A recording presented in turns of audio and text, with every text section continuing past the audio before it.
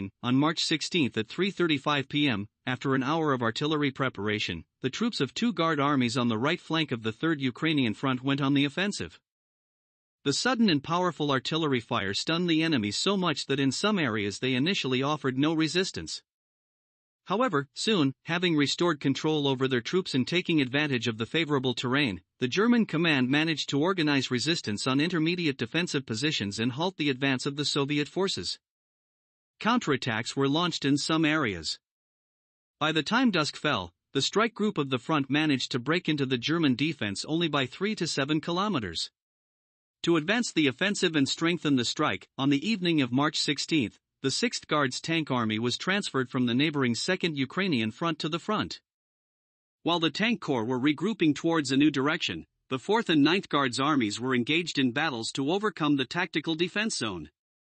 The German troops were offering fierce resistance to the advancing forces. To prevent the encirclement of the main forces of the 6th SS Panzer Army, the German command began to reinforce the threatened direction with troops from other areas. Particularly intense battles erupted for Czechoslovakia, a powerful stronghold lying in the path to the flank and rear of the German armored grouping.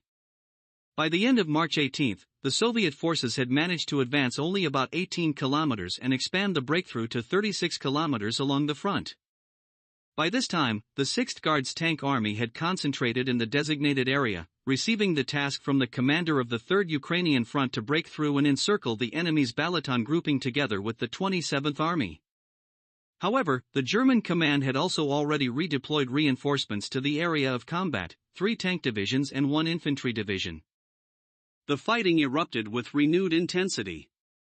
Nevertheless, the introduction of a large tank grouping into battle accelerated the advance of the Red Army.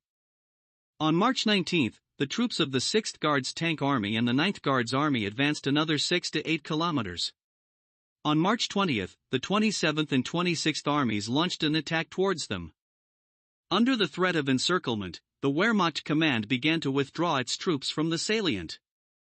By the end of March 22, they retained a corridor about 2.5 kilometers wide, through which units of the 6th SS Tank Army were hastily exiting under the fire of Soviet troops. A timely withdrawal and fierce resistance on the flanks allowed the German forces to avoid another disaster. In the following days, the main forces of the 3rd Ukrainian Front engaged in battles along the Bakhansky mountain range. Soon, under the strikes of the Red Army, the German command began to withdraw its troops to a pre-prepared line along the Rab River. The powerful defensive structures running along the western bank of the river were supposed to halt the Soviet advance. However, the rapid advance of the right flank of the 3rd Ukrainian Front did not allow this plan to be realized. Reaching the river, the Soviet divisions crossed it in one go and continued their advance towards the Hungarian-Austrian border.